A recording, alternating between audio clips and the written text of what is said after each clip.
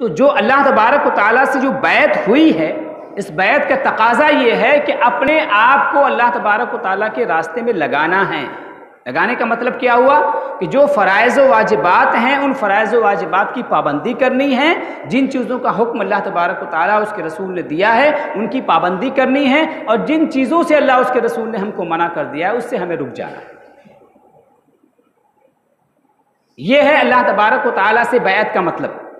اس کے بعد اللہ تبارک و تعالیٰ فرماتا ہے کہ وَمَنْ أَوْفَى بِعَهْدِهِ مِنَ اللَّهِ، اللہ تبارک و تعالیٰ کے وعدے کو جو پورا کرنے والا انسان ہے، اس سے بڑھ کر وعدوں کو پورا کرنے والا انسان کون ہے؟ جو اللہ کے عہد کو پورا کرنے والا ہوتا ہے وہی حقیقتاً صحیح معنوں میں لوگوں کے لیے بھی لوگوں سے کیے گئے وعدے کو بھی پورا کرنے والا ہوتا ہے۔ اللہ تبارک و تعالیٰ نے اس کے بعد فرمایا کہ ایمان والو، یہ جو بات ہے بڑی عظیم نعمت ہے تمہارے لیے، فاستبشروا ببیعکم الذی بایعتم بہ، بشارت ہو تمہارے لیے، وذالک هو الفوز العظیم، اور یہی بڑی کامیابی ہے۔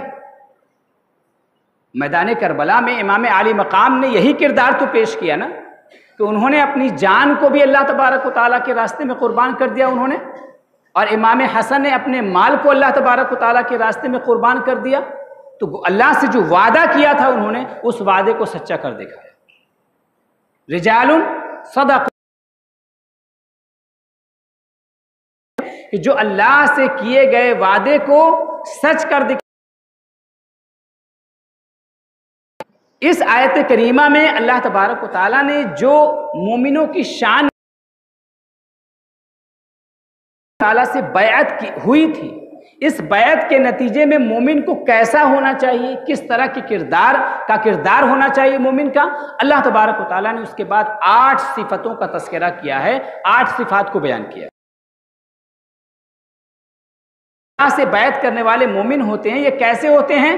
التائبون، یہ توبہ کرنے والے ہوتے ہیں۔ توبہ کرنے والے کا معنی کیا ہوا؟ توبہ کرنے کا مطلب یہاں پر یہ ہے، 2 معنی ہیں اس کے۔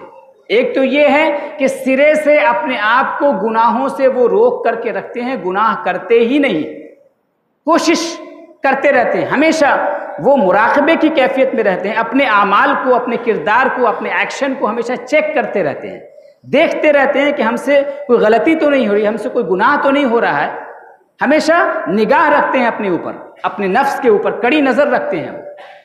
اور اگر غلطی ہو جاتی ہے انسان ہونے کی بنیاد پر تو دیر نہیں کرتے، بلکہ فوراً اللہ تبارک و تعالیٰ کی طرف رجوع کرتے ہیں۔ التائبون، یہ توبہ کرنے والے بندے ہوتے ہیں۔ گویا اللہ تبارک و تعالیٰ نے سب سے پہلے اس چیز کا تذکرہ کیا کہ بندے کا گناہوں سے پاک ہونا ضروری ہے۔ ایمان والوں کو چاہیے کہ گناہ کی حالت پر باقی نہ رہیں، اگر گناہ ہو جائے تو فوراً اس اصلی حالت کی طرف پلٹ جائیں جو ایمان کی بنیاد پر ایک مومن کے اندر پیدا ہوتا ہے، کہ مومن کی اصل حالت تقویٰ ہے، تو وہ تقویٰ کی حالت کی طرف لوٹ جائیں۔ التائبون، اس کے بعد العابدون، جو عبادت کرنے والے ہیں۔ عبادت کرنے والے ہیں، اللہ تبارک و تعالیٰ نے صفت عبادت کا ذکر کیا، یہ اصل میں تحلیہ ہے، یعنی اپنے آپ کو اچھے اعمال سے آراستہ کر اللہ اس کے رسول کے فرمان کے مطابق گزارنا۔ اور عبادت میں سب سے بہترین عمل کیا ہے؟ سب سے بہترین عمل ہے اللہ تبارک و تعالیٰ کی حمد بجا لانا۔ الحامدون، جو اللہ تبارک و تعالیٰ کی حمد بیان کرنے والے، جو روزہ رکھنے والے ہیں۔ روزہ رکھنے والے کا ذکر اس لیے کیا، جو توبہ کرنے والے ہیں، جو اپنے نفس کو برائیوں سے روکنے والے ہیں، اور روزہ کا نفس کمزور ہوتا ہے، اس کے اندر اللہ تبارک و تعالیٰ کی اطاعت کا جذبہ جو ہے تیز ہو۔ ساجدون، اور اس کے بعد پھر اللہ تبارک و تعالیٰ نے روزے کا تذکرہ کیا، کہ جو نماز کا تذکرہ کیا اللہ تبارک و تعالیٰ نے، التائبون العابدون الحامدون السائحون الراکعون الساجدون، جو رکوع کرنے والے ہیں اور جو سجدہ کرنے والے ہیں۔ چونکہ نماز میں یہ 2 ارکان سب سے اہم ہیں، رکوع اور سجدہ. تو اللہ تبارک و تعالیٰ نے صرف رکوع اور سجدے کا تذکرہ کیا. مراد یہ ہے کہ جو نمازوں کو قائم کرنے والے ہیں، نمازوں کی حفاظت کرنے والے ہیں. الآمرون بالمعروف. اور اس کے بعد اللہ تبارک و تعالیٰ نے تذکرہ کیا کہ انسان کا کمال، مومن کا کمال صرف یہ نہیں ہے کہ وہ تائب بن جائے، توبہ کرنے والا ہو جائے، وہ اللہ کی عبادت کرنے والا ہو جائے، وہ اللہ کیا ہے ان چیزوں سے وہ روکنے والا ہو. الآمرون بالمعروف والناہون عن المنکر. اور اس کے بعد اخیر یعنی جن چیزوں کا حکم دیا گیا ہے ان کو انجام دیتا ہے، اور جن چیزوں سے روکا گیا ہے ان چیزوں کو سے اپنے آپ کو روکنے والا ہوتا ہے. اللہ تبارک و تعالیٰ نے فرمایا وبشر والوں کو خوشخبری سنا دی ہے. امام علی مقام کا جو واقعہ پیش آیا کربلا کے میدان میں، اس سے بھی یہی سبق ملتا ہے.